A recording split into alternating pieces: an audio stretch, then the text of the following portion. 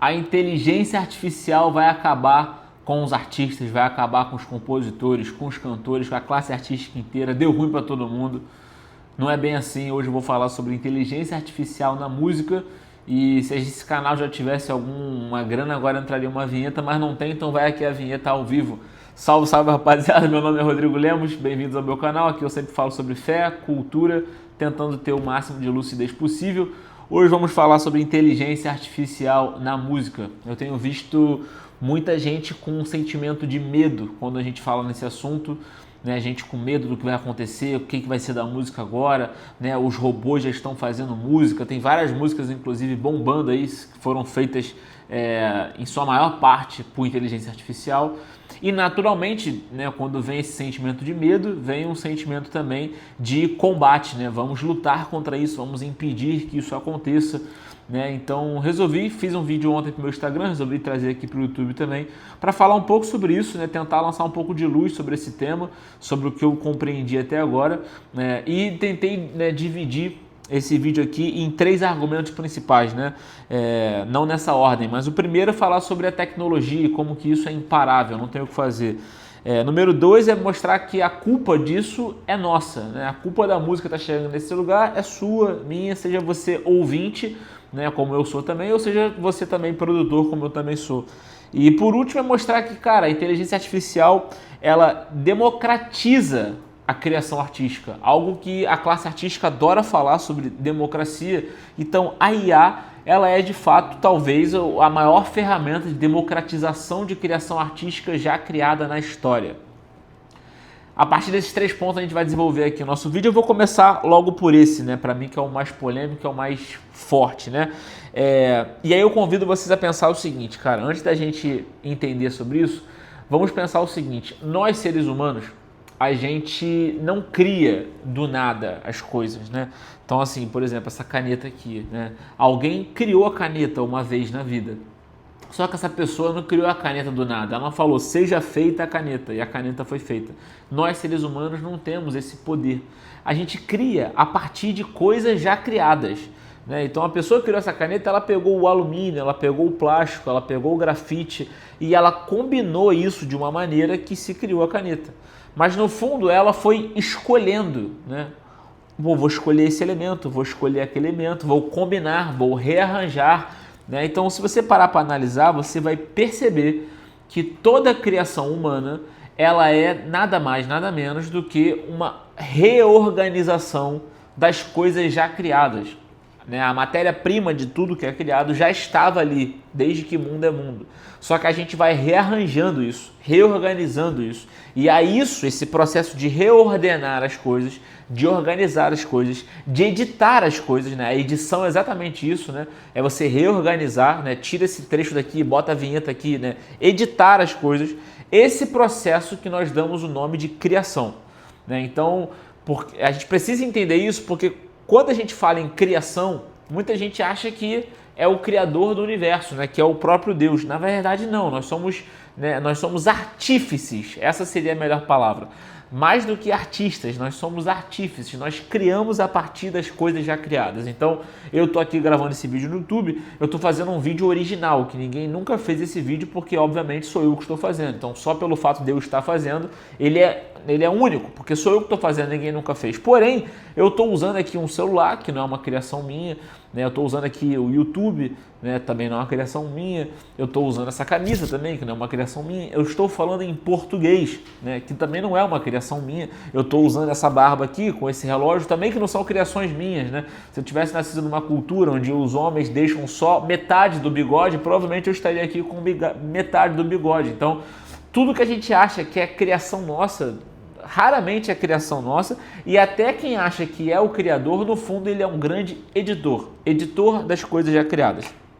Eu vou dar um exemplo para vocês do jornal, né? Eu gosto muito da ideia do jornal porque eu passei muitos anos estudando para ser jornalista, então acabei frequentando esse ambiente, acabei adentrando muito nesse mundo do jornalismo, e acaba que hoje, de alguma maneira, eu faço jornalismo aqui, né? Então vamos pensar na estrutura de um jornal. Tem o jornalista, o repórter, né? O que o jornalista faz? ele vai para a rua, ele vê as coisas, ele escreve, né, a matéria, ou seja, ele compõe, assim como o artista compõe, o jornalista ele também compõe, só que a gente diz que ele escreve, ele roteiriza ali a matéria, né? Às vezes ele mesmo interpreta, né, aquela matéria, então ele é o repórter, ele é o intérprete daquilo, ele é o cantor, então ele vai cantar aquilo ali que ele escreveu, ele escreveu a matéria e agora ele vai interpretar aquela matéria, né? Ele compôs a obra e agora ele vai interpretar aquela obra, como o artista faz, ele compõe, né, e depois ele vai interpretar. Inclusive tem jornalistas que só são intérpretes, né? Inclusive vários jornalistas que vão ali, né, apresentar o jornal e ele vai ler o que está escrito ali. Ele não escreveu o que está ali, ele vai ler, ele vai interpretar, né? Ele vai ser meio que um ator. O ator, da mesma maneira, ele pega um papel que já foi definido e ele vai interpretar aquilo ali. Então, ele escreve, né? Ele pode ser um compositor, um jornalista compositor que vai escrever a matéria. Ele vai interpretar aquela matéria, se ele for um repórter. Só que, olha que detalhe interessante. Quem tem mais poder que o jornalista é o editor-chefe. A figura do editor-chefe no Jornal Nacional é o William Bonner, provavelmente, né? Se não é o editor-chefe, é um do Bambam lá, né? A figura dele é muito mais importante, apesar de que ele não necessariamente precisa, na prática, escrever a matéria. Ele não precisa escrever a matéria, não precisa compor, ele nem precisa falar, às vezes. Tem vezes que o editor-chefe, ele faz parte ali, falando de televisão, ele está na cara do gol, como o William Bonner, mas dentro de um jornal não necessariamente ele vai escrever matéria, né? Qual é a função do editor-chefe? Ele vai olhar os seus jornalistas, os seus artistas, os seus cantores, os seus atores, e ele vai organizar essa galera. Ele vai dizer, olha, você, Rodrigo, você vai lá fazer matéria sobre a inauguração do novo estádio. Você, fulano de tal, você vai fazer a matéria sobre tal coisa. Aí o Rodrigo traz a matéria para ele olha a matéria e fala, não, essa matéria não é legal, faz outra. Ele define o que vai ser publicado ou não. Ou mais, ele vira e fala, tá legal, mas vamos mudar esse título. Ele muda o título, ele muda a foto, ele edita, né? Ele decide qual matéria vai vir primeiro, qual vai ser capa, qual não vai ser capa. E a função dele, ela é uma função muito mais importante do que o jornalista. Tanto é que ele ganha mais. O editor-chefe ganha muito mais do que o repórter. Eu lembro, né, não consigo não lembrar, eu acho que é a eleição de 2018, né, aquela época que vem os candidatos à presidência serem sabatinados ali pelo Jornal Nacional, e eu lembro do Bolsonaro, chega e ele fala, acho que está William Bonner e Patrícia Poeta na bancada, e ele vira e fala, pô, Bonner, aí ó, você ganha mais que ela, pô. Cara, ele é muito louco, né, cara? E aí, cara, fica aquele climão constrangedor, tá ligado? E aí eles dão uma resposta bem clara. Acho que não sei se é a Patrícia ou o Bonner, mas acho que é a Patrícia. Ela fala, olha, se eu fizesse a mesma coisa que ele, eu ganharia. Algo nesse sentido, sabe? Não sei se ela falou na hora ou se ela falou depois, mas o cara deixou claro ela. O William Bonner não fazia a mesma função que ela, porque ele não era só o apresentador do programa, ele era o editor-chefe, então naturalmente ele ganha mais, porque ele faz mais funções. Então o editor-chefe tem essa função, né, de ser o chefe mesmo, de liderar, de editar. Se a gente quiser trazer uma analogia para o futebol, e perceba que eu vou conectar com inteligência artificial, tá? Mas no futebol, a figura do técnico, né? O técnico não entra em campo, o técnico não faz gol, não defende, não se contunde, né? Ele não toma cartão amarelo, se quiser até pode tomar, mas não por estar jogando, sabe? Ele não tem impedimento, né? Mas a figura dele é central, tanto é que quando você quer mudar o time, você substitui o técnico, porque é muito mais fácil você tirar o gestor intelectual do negócio do que você ficar mudando pecinha a pecinha ali, é muito mais complexo esse processo. Então, a figura do editor-chefe, ou do diretor de uma novela, ou do técnico de futebol, é uma figura mais importante, ganha mais e muito mais intelectual. Não está com a mão na massa ali, mas está de maneira intelectual decidindo e editando o que é bom, o que não é bom, né? E dentro do mundo artístico, essa figura inclusive já existiu. Antigamente, quando as gravadoras tinham um monopólio, né, da arte, existiam essas figuras dentro das gravadoras, pessoas que tinham de fato esse poder de chegar para o artista e falar, isso tá uma merda, troca, faz aquilo, né, muda. Inclusive, grandes sucessos foram feitos a partir disso, grandes produtores musicais, grandes diretores musicais. Se você puder, assista o documentário, eu não sei se está na Netflix, A Noite que Mudou o Pop, acho que está no Netflix, que é o Michael Jackson, né, e a galera ali se unindo para fazer aquela música We Are The World, campanha, né, dos Estados Unidos, lutando contra a fome da África. E você vê ali, cara, a figura do produtor, que eu esqueci o nome dele agora, minha memória não tá legal hoje, mas um dos maiores de todos os tempos, né, se vocês souberem aí, me digam nos comentários. Como que ele manda no negócio, entendeu? Ele manda, olha, você vai cantar aqui, você vai cantar assado, você vai fazer dessa maneira, você vai fazer de outra. Então a figura do diretor, né, é fundamental. Quando o monopólio da arte sai das gravadoras, essa figura vai se perdendo. Tem lado positivo e negativo disso, né? O artista vai ganhando mais autonomia, ele vai definindo o que é bom, o que é ruim, e não vai mais tendo alguém que define isso para ele. Porém, a gente acabou indo para um outro extremo, né? Qual é o outro extremo? O artista não ter mais ninguém. Ele define, ele é isso e acabou. Quando uma pessoa se isola nela mesma e ela não tem outras pessoas para que possam interceder e dizer, olha, isso não está legal, né? A pessoa vai se fechando nela mesma, a tendência é que ela vá se destruindo, porque quando você fica autocentrado, egocêntrico, egoísta, a tendência é que você não consiga, né, transmitir para fora tudo que tem de bom dentro de você. Então, a IA, no fundo, cara, ela vai criar uma capacidade da gente, de todos nós, termos a possibilidade da gente se tornar editor, da gente se tornar técnico de futebol, da gente se tornar diretor. Por quê? Porque ela vai exercer a função do jogador de futebol, ela vai exercer a função do repórter, ela vai exercer a função do ator, né, que é a criação, né, aquela criação ali material, a reorganização das coisas. Então, ela pode fazer a música, ela pode fazer o beat, ela pode fazer uma porrada de coisa, né? Mas você não perderá a sua função de editor. No fundo, você pode ser promovido, você será o editor. Você pode botar a máquina para trabalhar para você, mas no fundo quem vai escolher o que será publicado ou não é você. Você vai ser o editor-chefe e você agora tem a capacidade de ter, né, um time trabalhando para você. Mas a função principal, quem define o que vai ser capa ou não, é o editor-chefe. Então, quem define o que vai ser lançado ou não, como vai ser lançado, se isso está bom, se isso está ruim, é você. Então, a IA possibilita a todos nós sermos editor-chefes, né? Sermos diretores de artistas, voltar a essa função, né? Diretor artístico que se perdeu. Então, ela dá essa capacidade para todos nós. Isso, no fundo, é um processo de democratização da criação artística. A classe artística, diferente de várias outras classes, tem uma coisa de que todo mundo começa a achar que é muito especial, sabe?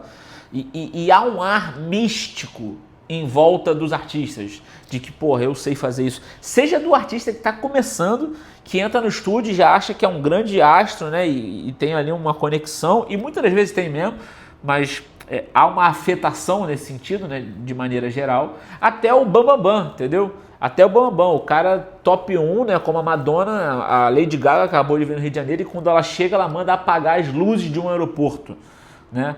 Isso é uma afetação gigantesca. Há um misticismo em volta da classe artística, dos artistas em si. E isso, né, é é algo próprio dos artistas, sabe? Então, a IA, ela pode, inclusive, democratizar isso, porque agora todos podem criar arte, todos podem fazer arte. Então vai ser uma porrada gigantesca. Nos próximos 5 anos a música vai estar, acho que 150% diferente do que é hoje. Então ela dá a possibilidade de que todos possam criar música e não mais os seres especiais iluminados, né? E claro, eu falo assim, tem até uma certa ironia, mas claro, existem pessoas sim que têm uma conexão, inclusive na minha opinião, a verdadeira arte ela vem de uma conexão profunda com o divino, com o transcendente. Mas a gente vem esticando a corda tanto tempo que isso se tornou, né, meio longe. Aqui eu já conecto com o segundo ponto. O meu segundo ponto é que a consequência desse momento da inteligência artificial é nossa. A consequência disso, a culpa disso é nossa. E a consequência é esse momento que a gente está vivendo. Por quê? Porque há décadas a gente vem saindo desse lugar de criação artística conectada com algo transcendental, né? A criação artística ao longo da história humana sempre esteve conectada a, de fato, essa transcendência, a, de fato, essa conexão com o divino, com o sobrenatural. Inclusive, muitas pessoas mantêm isso hoje e eu tenho a clara convicção de que os grandes artistas têm essa conexão mais estreita, mas a gente vem esticando a corda. Por quê? Porque a gente vem mostrando para o público de que não há uma verdadeira conexão, que no fundo é improviso.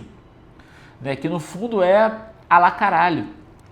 Então, se antes, para você fazer uma grande obra, você tinha que fazer, né, você tinha que ser um composer, né, um compositor, compor uma ópera, né, você vai escrever e criar a linha melódica, harmônica e rítmica de vários instrumentos, né, e conseguir condensar isso. Porra, era uma grande criação que não era algo feito do nada, né, você precisava de muito trabalho para fazer aquilo. Ao longo do tempo isso vem mudando, né, até que chega a música cantada mais fortemente, aí vem a indústria americana, música pop, né, daqui a pouco você não precisa mais de instrumentos orgânicos, você tem o advento da eletricidade, né, da luz, então você entra guitarra elétrica, entra um monte de coisa elétrica, né, os instrumentos vêm mudando esse processo, o próprio processo de distribuição da música, né, a música que antes você só conseguiria contemplá-la ao vivo, que inclusive eu acho que vai ser, eu vou chegar isso em algum lugar, que para mim é para onde a gente vai voltar, a música ao vivo nunca vai deixar de existir, porque é ali que você vê nessa conexão. Isso vem mudando, agora você não precisa mais ter ao vivo, você pode ter um CDzinho que vai sendo enviado, um vinil, um CD, daqui a pouco é digital. Então, e além disso a gente vem mostrando, a classe artística vem mostrando para o público que, né, e se orgulhando, né, eu particularmente trabalho com rap, eu vejo vários raps que se orgulham de falar, eu fiz essa música em 2 minutos, fiz essa música aí de improviso. É claro que as pessoas que estão de fora vão olhando e vão falando, cara, então, porra, se tu fez de improviso, se tu fez a lá caralho, ou tu fez, tipo, doidão, bêbado, porra, então qualquer um pode fazer, né? Por quê? Porque a gente vem mostrando pro público que não é mais necessário ter trabalho para fazer aquilo ali, que pode ser obra do acaso, que pode ser obra, né, espontânea, como um peido, é espontâneo, entendeu? Então, naturalmente, a gente vem esticando essa corda da criação artística, mostrando que qualquer um pode fazer arte, sem conhecimento, sem estudo, sem esmero, sem trabalho, sem dedicação, apenas porque Deus iluminou, né? E aí percebo, são 2 pontos inversos, que falam de Deus, mas são totalmente inversos. Uma coisa é falar, não, isso aconteceu porque Deus iluminou. Outra coisa é, de fato, ter uma conexão com Deus e a sua produção artística, a sua criação artística ser derivada dessa contemplação. Então a gente vem ao longo do tempo esticando essa corda e naturalmente iria desembocar nisso.